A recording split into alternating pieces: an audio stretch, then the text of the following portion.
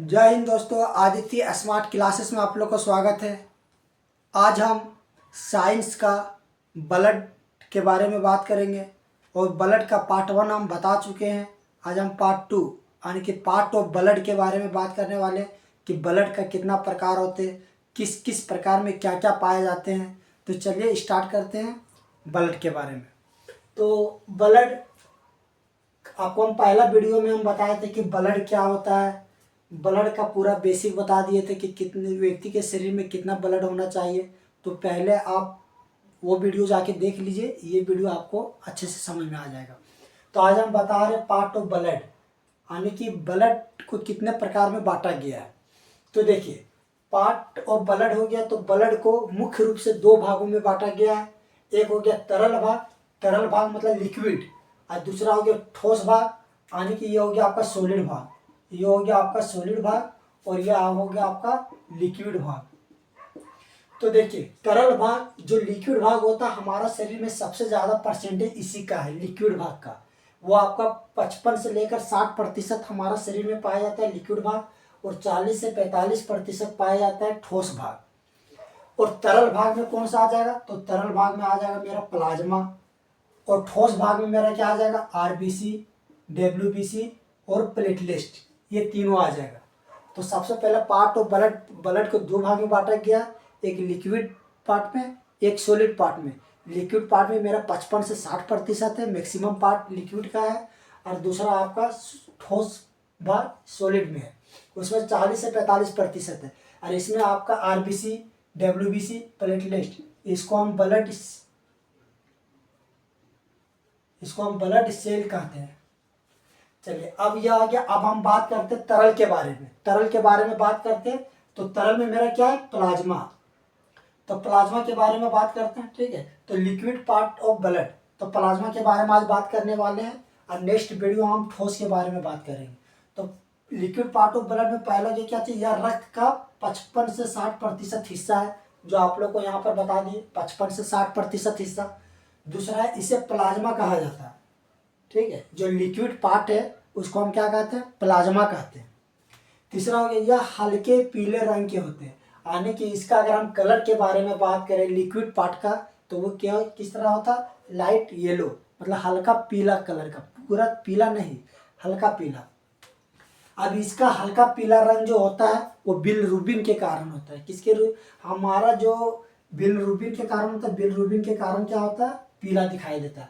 और ये जो बिलिरुबिन का जो निर्माण करता है वो हमारा लीवर करता है, यकृत, लीवर दो चीज बनाता है, एक बिलिरुबिन बनाता है, बिलिरुबिन बनाता है, और एक बिलवर्डिन बनाता है, बिलवर्डिन।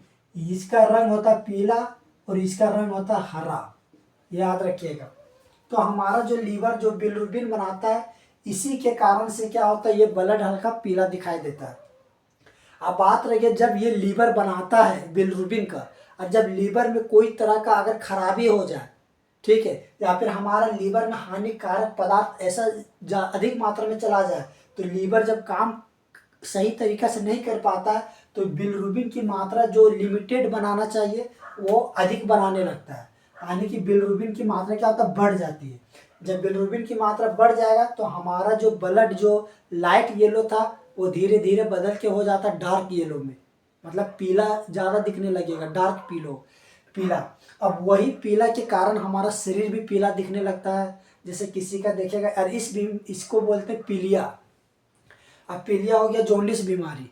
अब जैसे मान लें किसी का आँख देखिएगा तो पीला दिख रहा होगा, नाखून देखिएगा पीला हो जाएगा, शरीर उसका पीलापन हो जाएगा, चेहरा पीलापन हो जाएगा, तो समझिए वो बिलिरुबिन की मात्रा उसका शरीर में बढ़ा हुआ है, और वो हो गया आपका जॉन्डिस बीमारी। तो वही चीज़ लिखा हुआ है यहाँ पर कि इसका हल्का पीला रंग बिलिरुबिन के कारण होता है। और बिलिरुबिन कौन बनाता है?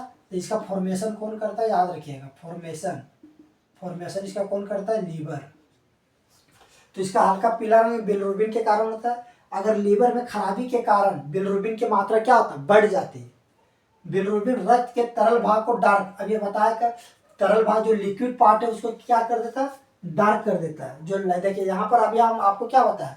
Light yellow. लेकिन जब बिलिरुबिन एक्सेस मात्रा में निकलने लगेगा तो उसका ब्लड क्या हो जाएगा? डार्क येलो हो जाएगा। अब इसे क्या कहते हैं, पीलिया, इंग्लिश में बोलते हैं जॉन्डिस।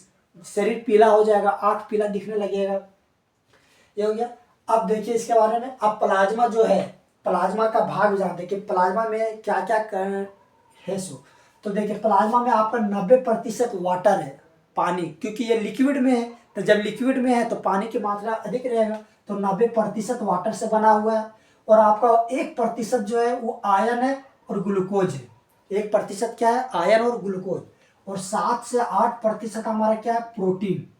और ये हमारा शरीर में, याद रखिएगा, सबसे, अब पूछा जाएगा कि प्लाज्मा में सबसे अधिक मात्रा में क्या पाया जाता है, तो पानी।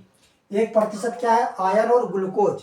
और 7 से 8% मेरा क्या है, प्रोटीन। अब ये जो प्रोटीन पाया जाता है, ये प्रोटीन 5 प्रकार का होता है। तो 5 प्रकार में कौन कौन है, तो पहला हो गया एल्ब्यूमिन प्रोटीन, सब में प्रोटीन लगा दीजिएगा। दूसरा हो जाएगा ग्लोबुलिन, तीसरा हो जाएगा फाइब्रोनोजिन, चौथा हो जाएगा थ्रोम्बिन, और पांचवा हो जाएगा फाइब्रिन। अब देखिए याद रखिएगा कि हमारा शरीर में 5 प्रकार का प्रोटीन पाया जाता है, एल्ब्यूमिन, ग्लोबुलिन, फाइब्रोनोजिन, थ्रोम्बिन और फाइब्रिन। अब देखिए एक करके आप लोग को हम बताते हैं कि एल्ब्यूमिन का काम क्या होता है। ये एल्ब्यूमिन क्या करता है, आयन को संतुलित करता है, आयन को संतुलित करता है, आयन को संतुलित करता है। हमारा शरीर में जैसे कैल्शियम हो गया, जिंक हो गया, पोटेशियम हो गया, तो ये सब जो आयन पाया जाता है इसको संतुलित रखने का काम कौन करता है, एल्ब्यूमिन प्रोटीन करता है। अब दूसरा आ गया ग्लोबुलिन, ये हमारा क्या करता है, ये हमारा शरीर में एंटीबायोटिक का काम करता है, एंटीबायोटिक बनाता है। आने के ये हमारा शरीर में जो बैक्टीरिया वगैरह जो आ गया है उसको ये मारता है, हानिकारक जीवाणु को मारता है। इसीलिए ये प्रोटीन जो होता है हमारे शरीर के लिए बहुत ही इम्पोर्टेंट होता है। ये एंटीबॉडी का काम करता है। और एंटीबॉडी क्या करता है, हमारा शरीर में जो बीमारियां हैं उससे लड़ता है। तो ये भी बहुत इम्पोर्टेंट है, यानी कि एंटीबॉडीज बनाता है, ये याद रखिएगा। तो एल्ब्यूमिन क्या हो गया, आयरन को संतुलित करता है, रेगुलेट करता है। और ग्लोबुलिन क्या करता है, एंटीबॉडी बनाता है जो हमारा शरीर में बीमारियों से लड़ता है। इसीलिए सबसे इम्पोर्टेंट हो गया ग्लोबुलिन, ध्यान रखिएगा। अब देखिए फाइब्रोनोजिन, थ्रोम्बिन और फाइब्रिनिन, ये तीनों क्या करता है, ब्लड क्लोटिंग करता है, यानी कि रक्त के थक्का जमाता है, रक्त के थक्का जमाने में सहायता करता है, जमाना, यानी कि ब्लड क्लोटिंग। ये हो गया। ब्लड क्लोटिंग करने के लिए फाइब्रोनोजिन, थ्रोम्बिन और फाइब्रिन चाहिए। देखिए फाइब्रोनोजिन क्या होता है, एक जाली नुमा संरचना होता है। ये फाइब्रोनोजिन जो है ये जाली नुमा संरचना होता है, इस तरह से संरचना होता है हमारा, किसमें, लिक्विड पार्ट ऑफ ब्लड में। अब ये जाली नुमा संरचना क्या करता है, थ्रोम्बिन ये छोटा छोटा भाग में तोड़ देता है, छोटा छोटा भाग में इस तरह से ये तोड़ देगा, इस तरह से तोड़ देगा। अब ये तोड़ देता है तो जहां पर, अब इसी तोड़ा हुआ भाग को हम क्या बोलते हैं, फाइब्रिन बोलते हैं, फाइब्रिन।